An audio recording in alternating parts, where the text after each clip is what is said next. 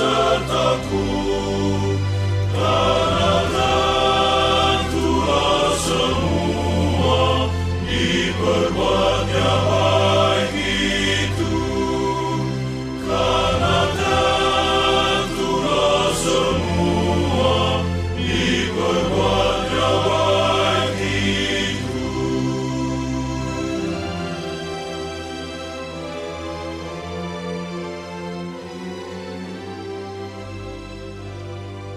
Sahabat Radio Pelita Kasih yang dikasihi Tuhan Yesus, selamat pagi. Salam sejahtera bagi Bapak, Ibu, saudara-saudari sekalian. Selamat berjumpa kembali dengan pelayanan Renungan Harian Salom. Bagi Bapak, Ibu, saudara-saudari yang berada di rumah maupun yang dalam perjalanan menuju tempat bekerja, Tuhan Yesus memberkati kita sekalian. Saya Nyonya Marbun Sintua Melkida Boru Panggabean dengan sukacita akan melayani Bapak, Ibu, saudara-saudari sekalian sebagai pelayan pendamping pembawa renungan. Renungan di pagi hari ini dibawakan oleh Pendeta Robert S. Pandiangan MTH dari HKBP Kernolong, Resort Jakarta. Baiklah, kita awali ibadah pagi ini dengan doa yang dibawakan oleh pembawa renungan.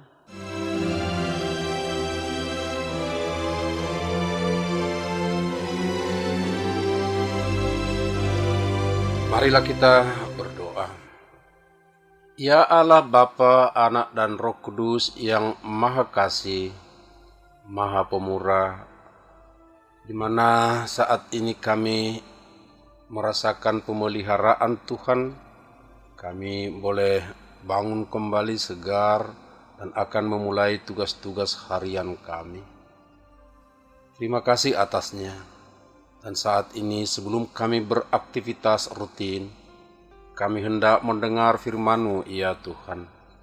Kiranya atas hikmat daripada-Mu, kami memahaminya, dan atas kuasa Roh-Mu kami dimampukan melakukan kehendak-Mu.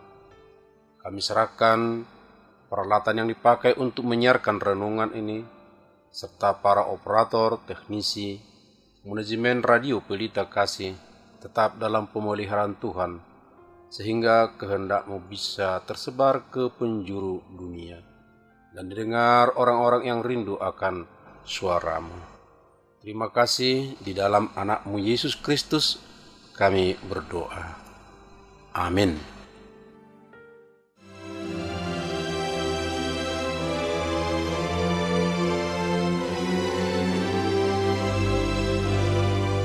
Firman Tuhan yang menjadi renungan bagi kita hari ini tertulis dalam kitab Rut 2 ayat 1 sampai 23.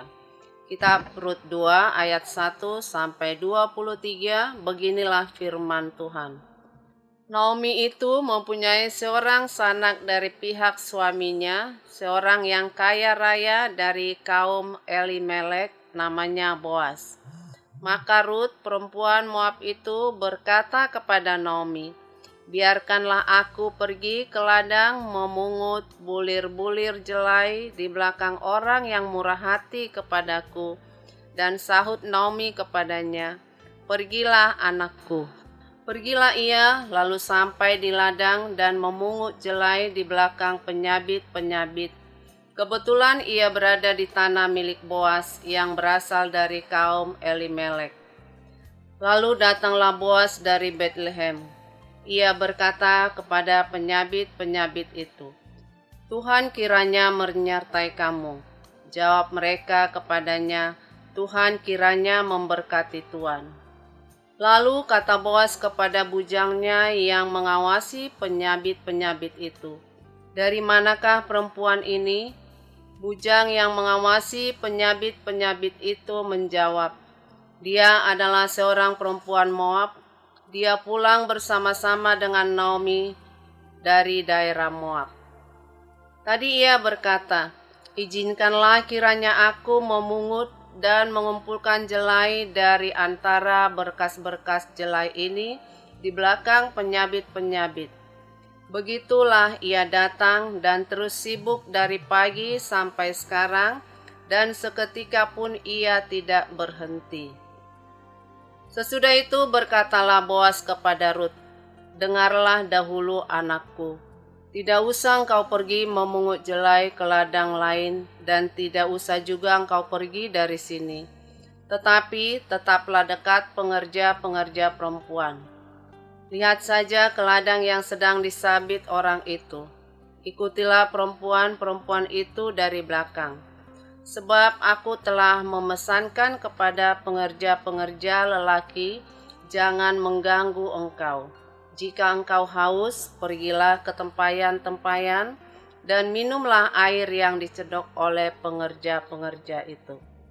Lalu sujudlah Rut menyembah dengan mukanya sampai ke tanah dan berkata kepadanya, "Mengapakah aku mendapat belas kasihan daripadamu, sehingga Tuhan memperhatikan aku, padahal aku ini seorang asing?" Boas menjawab, "Telah dikabarkan orang kepadaku dengan lengkap segala sesuatu yang kau lakukan kepada mertuamu sesudah suamimu mati, dan bagaimana engkau meninggalkan ibu bapamu dan tanah kelahiranmu, serta pergi kepada suatu bangsa yang dahulu tidak engkau kenal. Tuhan kiranya membalas perbuatanmu itu, dan kepadamu kiranya dikaruniakan upahmu sepenuhnya oleh Tuhan, Allah Israel, yang di bawah sayapnya engkau datang berlindung."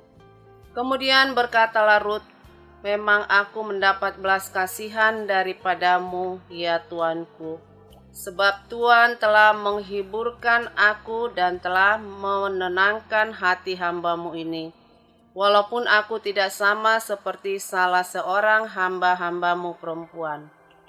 Ketika sudah waktu makan, berkatalah Boas kepadanya, "Datanglah kemari, makanlah roti ini dan celupkanlah suapmu ke dalam cuka ini." Lalu duduklah ia di sisi penyabit-penyabit itu, dan Boas mengunjukkan berti gandum kepadanya. Makanlah Rut sampai kenyang, bahkan ada sisanya. Setelah ia bangun untuk memungut pula, maka Boas memerintahkan kepada pengerja-pengerjanya, "Dari antara berkas-berkas itu pun ia boleh memungut, janganlah diganggu. Bahkan haruslah kamu dengan sengaja menarik sedikit-sedikit dari onggokan jelai itu untuk dia dan meninggalkannya, supaya dipungutnya. Janganlah berlaku kasar terhadap dia." Maka ia memungut di ladang sampai petang. Lalu ia mengirik yang dipungutnya itu, dan ada kira-kira sefa jelai banyaknya. Diangkatnya lah itu, lalu masuklah ia ke kota. Ketika mertuanya melihat apa yang dipungutnya itu, dan ketika dikeluarkannya dan diberikan kepada mertuanya sisa yang ada setelah kenyang itu, maka berkatalah mertuanya kepadanya, "Di mana engkau memungut dan di mana engkau bekerja hari ini? Diberkatilah kiranya orang yang telah memperhatikan engkau itu." Lalu diceritakannya lah kepada mertua itu, "Pada siapa ia bekerja?" Katanya, "Nama orang pada siapa aku bekerja hari ini ialah Boas." Sesudah itu berkatalah Naomi kepada menantunya, "Diberkatilah kiranya orang itu oleh Tuhan yang rela mengaruniakan kasih setianya kepada orang-orang yang hidup dan yang mati." Lagi kata Naomi kepadanya, "Orang itu kaum kerabat kita, dialah salah seorang yang wajib menebus kita." Lalu kata Rut, perempuan Moab itu, "Lagi pula ia berkata kepadaku, tetaplah dekat pengerja-pengerjaku sampai mereka menyelesaikan seluruh penyabitan ladangku." Lalu berkatalah Naomi kepada Rut menantunya itu, "Ya anakku, sebaiknya engkau keluar bersama-sama dengan pengerja-pengerja perempuan, supaya engkau jangan disusahi orang di ladang lain." Demikianlah Rut tetap dekat pada pengerja-pengerja perempuan Boas untuk memungut. sampai musim menuai jelai dan musim menuai gandum telah berakhir, dan selama itu ia tinggal pada mertuanya. Demikianlah firman Tuhan. Ayat pembimbing renungan adalah ayat 4. Lalu datanglah Boas dari Betlehem. Ia berkata kepada penyabit-penyabit itu, "Tuhan kiranya menyertai kamu." Jawab mereka kepadanya, "Tuhan kiranya memberkati Tuan."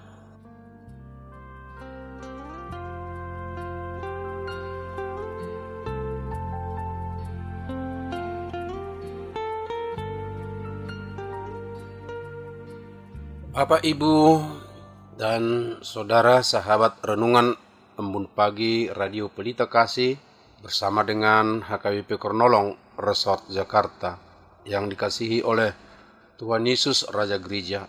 Pada pagi hari ini topik renungan untuk kita ialah doa pengusaha beriman. Ada banyak pengusaha sukses di sekitar kita.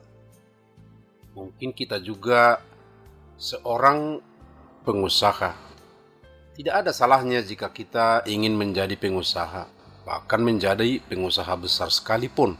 Namun yang sangat penting kita renungkan pada pagi hari ini, entah apapun itu profesi atau usaha kita masing-masing saat ini, kita perlu meneladani tokoh Alkitab berikut ini ketika itu bisa disebut pengusaha pertanian. Pengusaha ini bernama Boas. Ia tinggal di kota Bethlehem, berladang di pedesaan. Sesekali dia beranjang sana atau belusukan turun langsung ke lapangan untuk melihat dan melakukan kegiatan bersama para pekerjanya. Belusukan itu amat perlu melihat fakta sebenarnya, membangun kedekatan dengan para mitra kerjanya. Di saat seperti itulah pengusaha bernama Boas ini tampak kepeduliannya kepada orang miskin. Memang dia tidak secara langsung memberi bantuan uang dalam jumlah besar. Walaupun itu boleh-boleh saja. Dia tidak demonstratif memberikan bantuan langsung natura. Akan tetapi dia memberi peluang bekerja, memenuhi kebutuhan sehari-hari sesuai dengan hukum yang berlaku, yaitu dengan mengizinkan orang-orang miskin itu mengambil jelai yang tertinggal atau terjatuh dari tangan para penuai. Bahkan dia memesankan kepada para pegawainya agar memberi peluang lebih banyak jelai tertinggal. Ia juga berpesan secara khusus supaya tidak ada yang mengganggu orang miskin yang mau bekerja memetik jelai yang tertinggal. Dengan cara ini, pengusaha Boas mendidik orang miskin sesuai dengan firman Tuhan, di mana setiap orang harus bekerja agar dia makan. Lebih baik menjadi orang kecil tetapi bekerja untuk diri sendiri daripada berlagak orang besar tetapi kekurangan makan. Seperti kata Pengamsal 12. Jika seorang tidak mau bekerja, janganlah ia makan, kata Rasul Paulus di 2 Tesalonika 3. Jelas dari firman Tuhan, yang tidak bekerja tidak layak untuk makan, kecuali orang sakit tentunya. Kalau orang sakit justru harus diringankan dari pekerjaan atau diberikan istirahat dan kerja dengan jaminan pengobatan dan makanan. Sedangkan orang lanjut usia pun dibolehkan bekerja sesuai dengan kemampuannya dan sebagai kebutuhan ekspresi dirinya. Ada banyak kita lihat di atas usia 70 tahun masih menghasilkan banyak hal. Benar bahwa dia tidak mengandalkan kekuatan fisik atau otot lagi untuk bekerja, melainkan dengan kemampuan otaknya. Oleh karena itu, kesehatan otak perlu tetap dijaga. Ada pengajaran penting lainnya dalam diri pengusaha Boas ini, yaitu kedekatannya dengan para pekerjanya yang tampaknya sudah seiman dengannya berkat spiritualitasnya yang tinggi. Saat bertemu dengan para pekerjanya, Boas akan menyapa mereka dengan ucapan doa, "Tuhan kiranya menyertai kamu." Dan mitra kerjanya pun segera menyambut dengan ucapan yang sama, "Tuhan kiranya memberkati Tuan." Bukan ucapan investigatif, ancaman yang menggentarkan hati dan jantung para pekerja, juga bukan didasarkan pada pertanyaan-pertanyaan dengan rasa curiga atau yang didasari dengan kecurigaan. Jika kehadiran dan percakapan didasari rasa curiga, bisa saja yang muncul justru jawaban-jawaban kepalsuan. Ada rasa takut memberitahukan apa adanya dari usaha yang sedang dikerjakan oleh para pekerja. Ucapan pengusaha buas, "Tuhan kiranya menyertai kamu," kepada para pekerjanya ini pun bukan hal klasik atau latah, melainkan harus dari hati yang terdalam. Sikap seperti ini bisa tercipta tentu karena dia sudah hidup di dalam spiritualitas yang baik. Dan satu hal yang tidak boleh diabaikan oleh para pengusaha, dia harus ingat bahwa para pekerja itu, entah bagaimana tingkat pekerjaan mereka, dan di bagian yang manapun dalam usaha, harus diingat, mereka adalah mitra kerja, bukan budak. Mitra kerja yang saling membutuhkan dan saling melengkapi.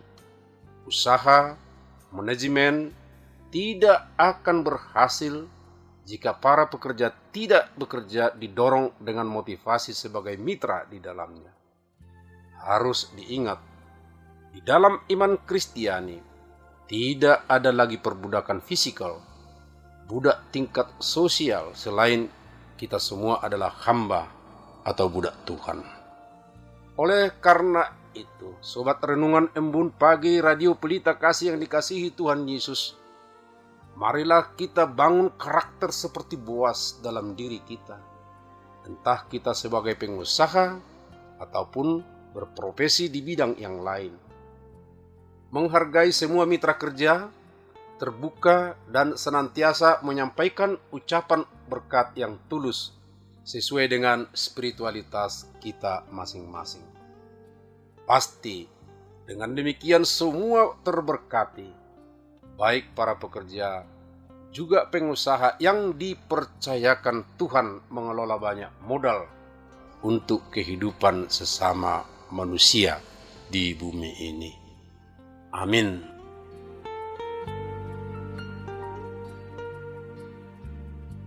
Marilah kita berdoa.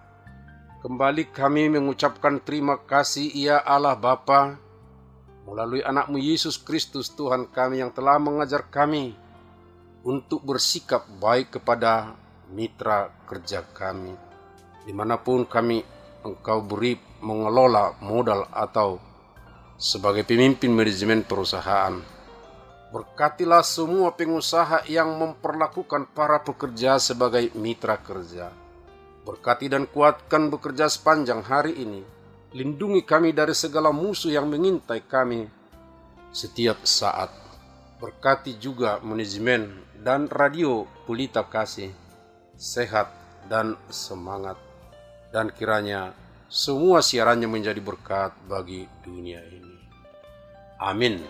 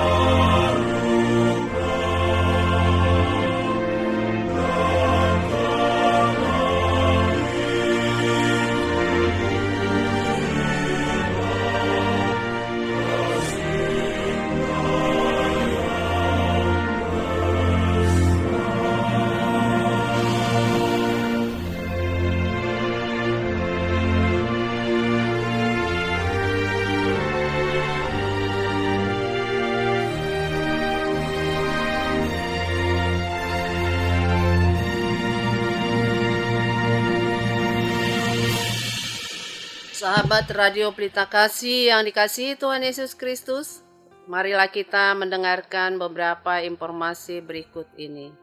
Bila Anda ingin merespon renungan pada pagi hari ini, dapat menghubungi Pendeta Robert S. Pandiangan MTH di nomor telepon atau WA 0813 7703 7714. Tersedia juga renungan malam yang dapat diakses setiap jam 20 WIB. Renungan harian Salom ditulis oleh para hamba Tuhan dari berbagai gereja, saat ini didistribusikan secara online. HKBP Kernolong memiliki ruang serbaguna berkapasitas 350 kursi, dapat dibagi menjadi 2 bagian. Bagi yang membutuhkan dapat menghubungi 1 Ibu Sinurat di nomor telepon 021 390 9785 atau 0813 8614 2835. 2 Ibu Sintua Nyonya Lumban Raja Boru Situmorang di nomor telepon 0821 1470 7797. Jam ibadah dilaksanakan 3 kali, yaitu ibadah umum jam 7 berbahasa Indonesia, ibadah sekolah minggu, dan ibadah remaja. 2. Ibadah umum jam 9.30 berbahasa Batak. 3. Ibadah umum jam 18 WIB atau jam 6 sore berbahasa Indonesia. Saat ini HKBP Kernolong dilayani oleh 3 pelayan penuh waktu, Pendeta Robert S. Pandiangan MTH, Pendeta Sahat Parulian Nababan STH, Bibel Pro Juliani Borutari Horan, bersama dengan 22 orang sintua dan 9 orang calon sintua. Bagi Anda yang ingin didoakan dapat menghubungi Sintua Nyonya Hotmatiur Tampu Bolon Boru Manurung di nomor telepon 0878 7547 8383. Segenap pengurus renungan harian Salom menyampaikan salam kasih kepada seluruh pendengar setia dan pendukung acara ini, kepada jemaat Tuhan interdenominasi dan seluruh jemaat HKBP dimanapun berada. Kami juga menghimbau kepada seluruh pendengar Radio Pelita Kasih agar senantiasa melakukan protokol kesehatan. Kiranya Tuhan Yesus senantiasa memberkati kita semua. Ora Shalom.